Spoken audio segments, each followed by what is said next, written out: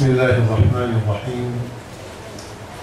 الحمد لله رب العالمين، الصلاة والسلام على سيدنا وحبيبنا وشفيعنا وقرة أعيننا محمد وعلى آله وصحبه ومن اهتدى بهديه إلى يوم الدين.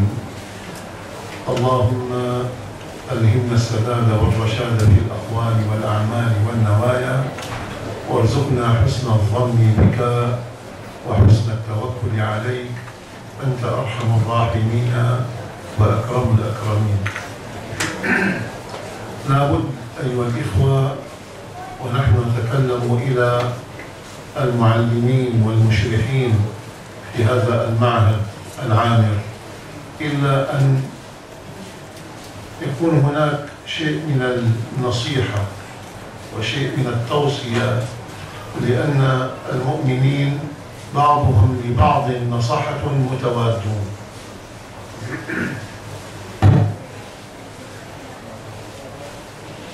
Jadi kata beliau sebelum menjelaskan hadis, bagaimana layaknya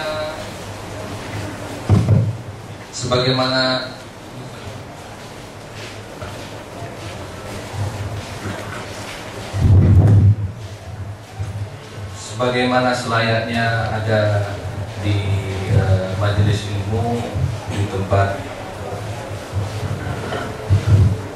di mana orang-orang menimba ilmu, tentunya kita tidak bisa lepas dari yang namanya nasihat dan tausiah, karena sesama muslim itu saling nasihat. Wa awwalu ma aquluhu lakum an ta'rifu ni'mat Allah 'alaikum.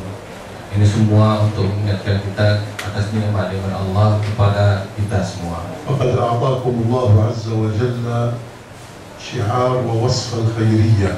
Karena Allah telah memberikan kepada kita semua satu sifat kebaikan. Qala habibuna sallallahu alaihi wasallam, khairukum man ta'allama al-Qur'ana wa 'allama. Baik-baik manusia adalah yang belajar Al-Quran dan mengajarkannya. Inilah sifat yang baginda Muhammad SAW berikan kepada kita.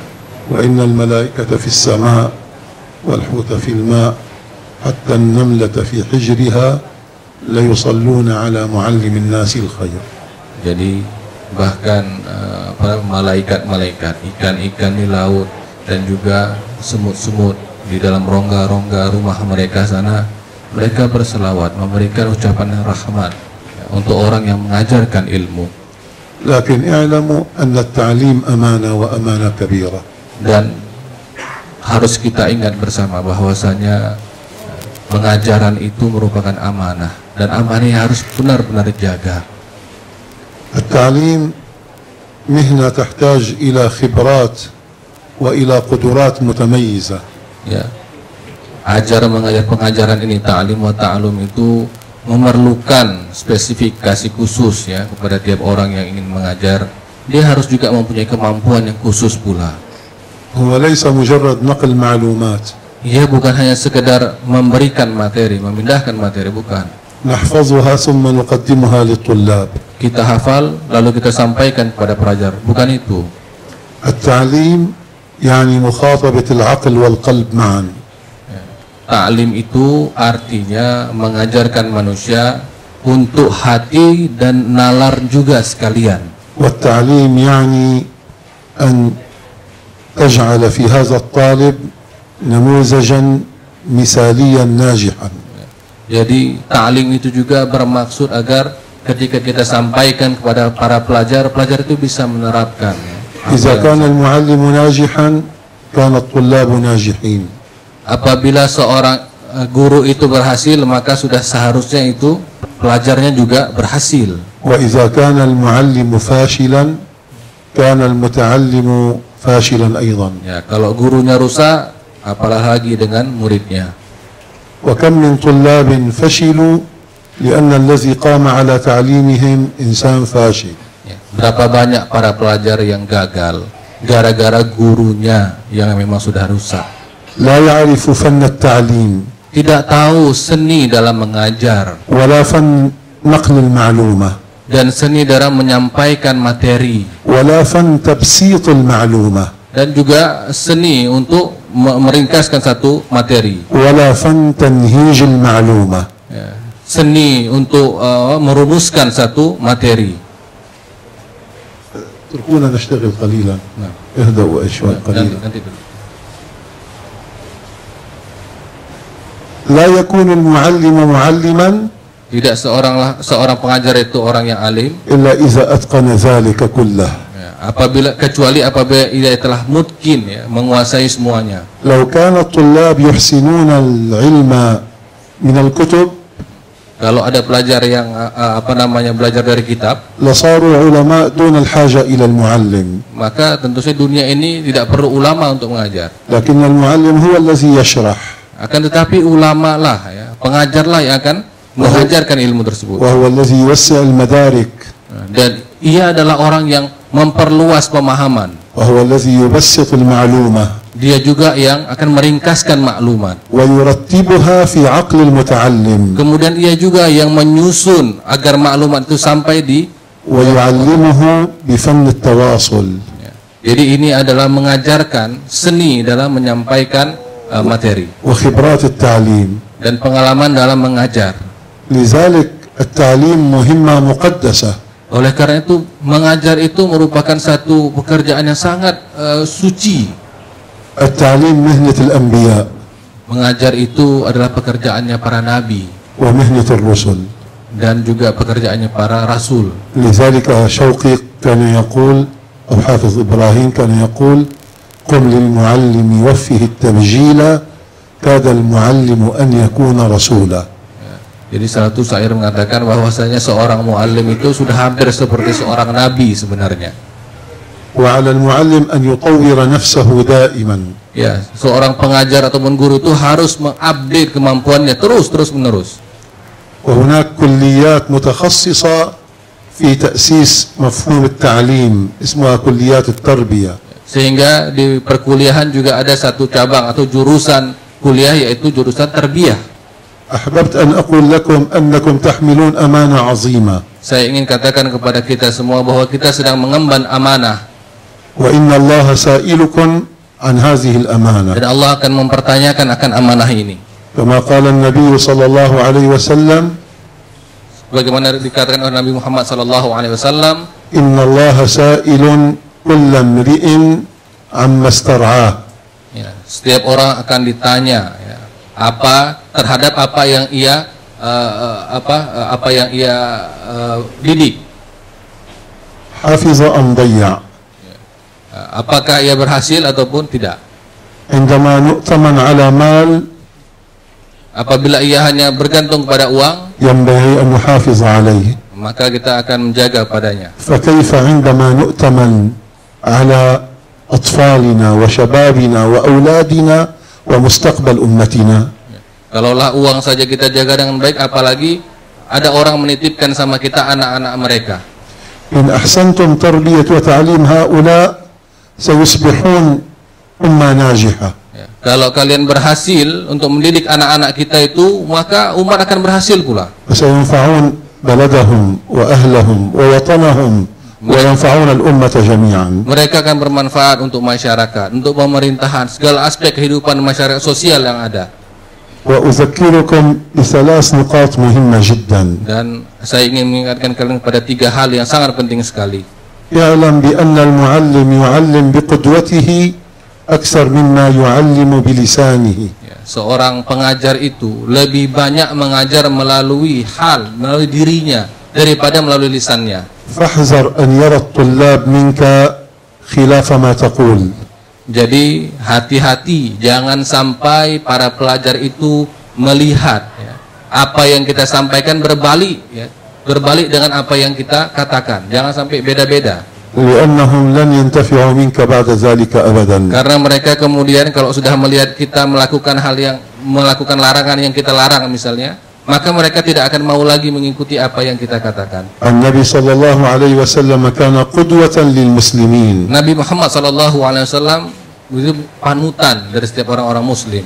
والمعلم الحقيقي هو الذي يعلم بأقواله بأفعاله أكثر مما يعلم Pengajar yang sejati بأقواله. Pengajar yang sejati itu mengajarkan dengan hal dia, dengan panutan dia, baru mengajarkan dengan lisan dia. كما قال ملك عمان. Bagaimana dikatakan oleh Raja Oman. قالوا له لماذا أسلمت؟ Kenapa kamu masuk Islam wahai Raja Oman? قال والله ما دلني على هذا النبي الكريم. Beliau berkata, sungguh ya, orang ini tidak menunjukkan saya kepada sesuatu إلا أنه ما أمر بشيء إلا كان أول الفاعلين له. kecuali ketika ia menyuruh sesuatu, ia yang pertama sekali melakukan apa yang ia suruh itu. وما نهى عن شيء إلا كان أول التاركين له. Dan ia apabila ia melarang sesuatu, ia tidak melarang kecuali ia telah menjauhi larangan tersebut. أبو حنيفة النعمان Imam Abu Hanifah كان يدرس الفقه.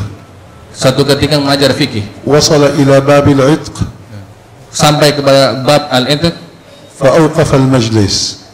dia menghentikan majelisnya. أوقفه مدة طويلة.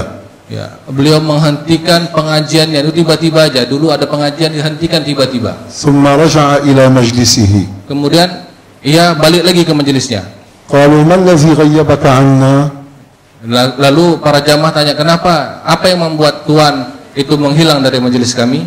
قال ذهبت فاشتغلت Aku pergi dan aku melakukan sesuatu وجمعت مالا dan aku kumpulkan uang. ثم اشتريت عبدا Lalu aku beli budak, وأعتقته في سبيل الله. lalu aku bebaskan ia di jalan Allah. الآن أعلمكم باب العتق. Baru sekarang aku ajarkan tentang bab membebaskan budak. لأن العالم يعلم بفعاله أكثر من مقاله. Karena seorang alim itu mengajarkan sesuatu dengan apa yang lakukan, baru ia katakan atau sampaikan kepada orang lain. نقطة ثانية مهمة جدا. Itu titik poin yang sangat penting sekali. المعلم يعلم بحنان قلبه وإشفاقه على الطالب. Seorang pengajar itu mengajar dengan hati yang penuh emosional, ya, emosional yang baik maksudnya. ولا يجعله عدوا في يوم من الأيام. Jangan jadikan pelajar itu musuh. ولا خصما في يوم من الأيام. Dan juga jangan dimusuhi. حتى عندما يعاقبه Bahkan ketika kalian memberikan hukuman, يعاقبه عقوبة التربية لا عقوبة الانتقام. ia akan memberikan hukuman bagian dari pendidikan, bukan hukuman karena ia ingin membalas. لأن هذا الطالب هو أمانة عندك. Karena pelajar ini merupakan amanah di pundak kita semua. وقد أوصانا بهم رسول الله صلى الله عليه وسلم. Bagaimana diwasiatkan oleh Rasulullah sallallahu alaihi wasallam. وكان أبو سعيد الخدري رضي الله عنه Sahabat Abu Sa'id Al-Khudri radhiyallahu anhu, كان إذا رأى طالب العلم apabila ia melihat seorang pelajar, يقبل عليه dipeluknya, ثم يقول له أهلا بوصية رسول الله صلى الله عليه وسلم. langsung ia peluk, lalu ia katakan ahlan wa sahlan, selamat datang orang yang merupakan pewaris para nabi. ثم الوصية الثالثة والأخيرة Wasiat yang ketiga dan yang terakhir, أن المدرس لا يكون مدرسا إلا إذا كان حليما. seorang pelajar tidak dikatakan seorang pengajar tidak dikatakan sebagai seorang pengajar kecuali dia memiliki rasa halim, rasa ingin memberi, عظيم الصبر yang besar rasa sabarannya على هؤلاء حتى يتعلموا. kepada murid-murid itu sehingga mereka mau belajar. ستجدون فروقا بين الطلاب Kalian akan menemukan perbedaan di antara para pelajar في القدرات والإمكانات. pada kemampuan mereka. ينبغي أن تعتني بأضعف طالب مثل ما تعتني بأفضل طالب.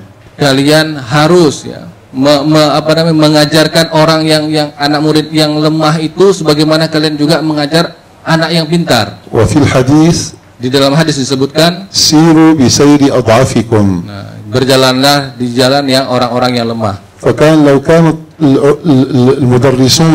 المدرسين يعتنون بالطلاب الجيدين النابهين ويتركون الطلاب الضعفاء الذين ما أعطاهم ربي قدرات مهمة. Jadi jangan ditinggalkan kita mengajarkan anak-anak murid yang pintar, lalu kita tinggalkan murid-murid yang bodoh itu. Itu ya Allah yang membuat seperti itu, mereka punya kemampuan. هذه خيانة لرسالة التعليم. Nah, kalau kita berbuat demikian namanya khianat terhadap ta'lim. من سيعلم هؤلاء؟ Siapa yang akan mengajar mereka nanti? كان رسول الله صلى الله عليه وسلم يصبر في تعليم الأمة. Rasulullah SAW sangat bersabar dalam mengajar dan mendidik umat. قبيصة ابن مخارق Ya. قبيصة ابن مخارق أتى إلى النبي صلى الله عليه وسلم Datang kepada Nabi Muhammad SAW. وقد زاد عمره على 80 سنة Umurnya sudah sampai lebih 80 tahun. وقال يا رسول الله قد رق جسمي ووهن عظمي.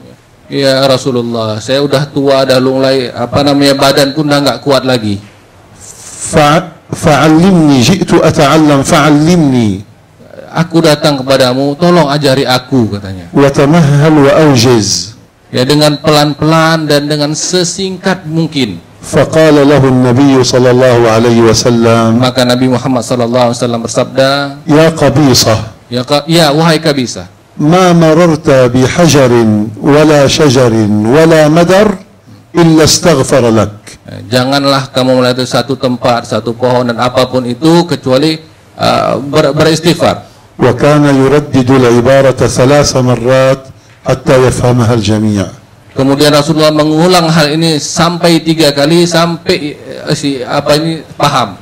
أنتم وراث رسول الله صلى الله عليه وسلم. Kalian adalah pewaris para nabi. فلا تضيعوا هذه الوراثة. Maka jangan menyia-nyiakan warisan ini. وشيخكم شيخ أبو مودي حفظه الله قد حملكم أمانة هؤلاء الطلاب. Abu Mudi, Syekh kita bersama, sudah memberikan kepercayaan untuk mengajar anak-anak itu. فلا تضيعوا أمانته. Jangan mengkhianati kepercayaan beliau. ينبغي أن يكون طلاب معهدكم أفضل طلاب المعاهد في كل إندونيسيا. Ya. Para pelajar ini harus menjadi pelajar yang paling nomor 1 dari seluruh pesantren-pesantren di seluruh Indonesia. بالإخلاص والصبر Dengan keikhlasan dan kesabaran, وبحمل الأمانة حقيقة. dengan membawa amanah yang sebenar-benarnya. أجدد فأقول لكم طوروا أنفسكم وقدراتكم وخبراتكم في التعليم فإن التعليم فن. Update, perbarui kemampuan kalian semua, ya. Setiap hari terus diperbarui kemampuannya agar ta'lim itu menjadi lebih berhasil. وقد سألني الإخوة أن أجيز السادة المدرسين بالإذن من فضيلة الشيخ بالحديث المسلسل بالأولية والحديث المسلسل بالمحبة. Jadi ada memang kita minta kepada beliau agar mengijazahkan ini para guru. Ini yang bukan guru tidak diijazahkan, ya. Hanya para guru, orang yang mempunyai amanah ilmu diijazahkan hadis musalsal, yaitu bil awwaliyah, yaitu hadis yang pertama sekali, dan hadis bil mahabbah, ya, kecintaan. وقد حدثني Dan telah berkata kepada saya واحد من كبار علماء الأمة في الحديث، salah seorang ulama besar dalam bidang hadis, بل كثر من علماء الأمة في الحديث bahkan banyak dari ulama-ulama hadis, كأمثال الشيخ نور الدين عتر، salah satunya ada Syekh Nuruddin Eter, الشيخ تقي الدين الندوي، Syekh Taqiyuddin Nawawi, صاحب بذل المجهود في حل ألفاظ أبي داود،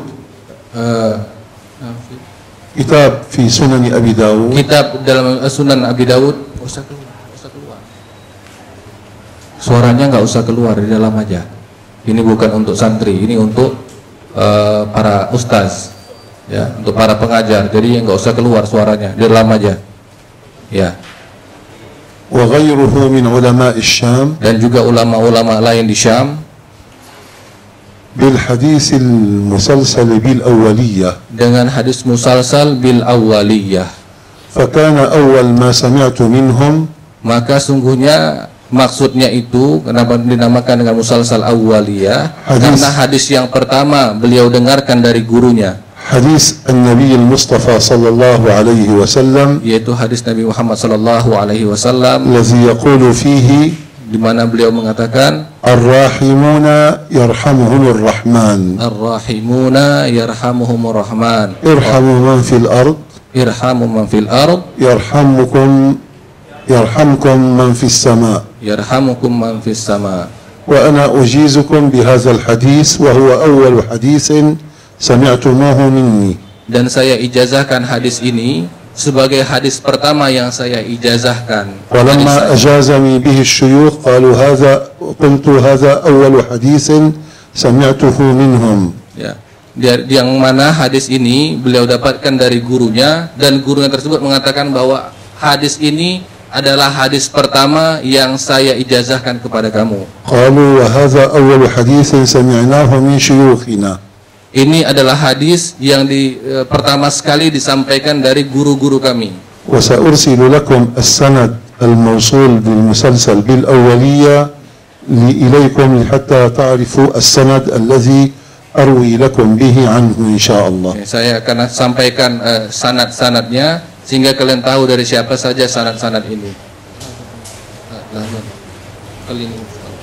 Maksudnya musalsal ini, hadis musalsal, hadis yang ketika diriwayatkan maka segala kondisinya harus sama dengan ketika Rasulullah sallallahu alaihi wasallam berikan kepada sahabat.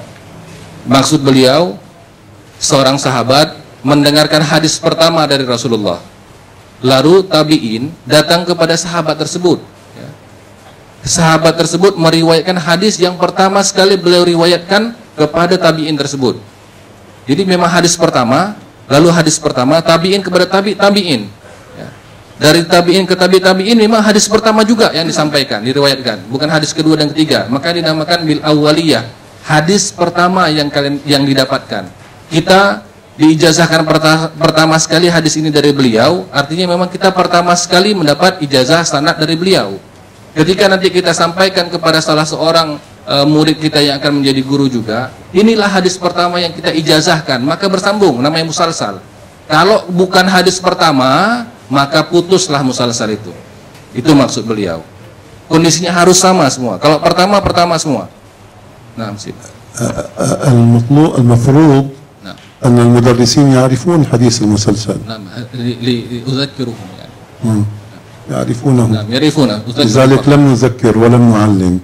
نعم. وإنما نقول لكم هذا أول حديث سمعته من عدد من الشيوخ، ثم سمعت بعد ذلك منهم الكتب التسعة، ثم سمعت منهم المسانيد، ثم سمعت منهم بعض الأجزاء، ثم سمعت عنهم بعد، لكن أول حديث سمعته من هؤلاء هو الحديث المسلسل بالأولية، وأنا نقلته لكم وأجزتكم به إن شاء الله. ثم أروي لكم الحديث المسلسل بالمحبة. Kemudian hadis musalsal bil mahabbah الذي سمعته أيضا عن شيوخنا, yang saya dengarkan juga daripada guru-guru kami. أمثال الشيخ انشوقاتي dari Syekh Syaukati, الذي أنقل لكم من طريقه, ya, yang menyampaikan kepada tarikahnya, حيث روى لي بسنده المتصل إلى رسول الله dengan sanad yang bersambung kepada Rasulullah صلى الله عليه وسلم قول النبي صلى الله عليه وسلم لمعاذ بن جبل, ya, riwayat kepada Muaz bin Jabal, يا معاذ إني أحبك فلا تدعن دبر كل صلاة أن تقول اللهم أعني على ذكرك وشكرك وحسن عبادتك وأنا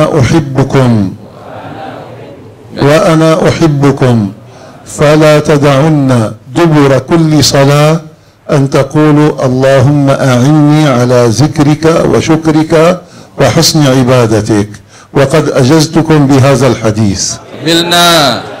الله الموفق. سأرسل لكم إن شاء الله السند هكذا، وإذا شرفت أن آتي إلى هنا مرة ثانية سنعقد بالإذن من فضيلة الشيخ أبو مودي شيخ هذا المعهد العامر نعقد مجلسا في الرواية ونقرأ بعض الكتب، ربما عمدة الأحكام أو الأربعين العجلونية أو النووية أو غيرها، ليكون لكم إن شاء الله سند موصول من علماء الشام إلى رسول الله صلى الله عليه وسلم.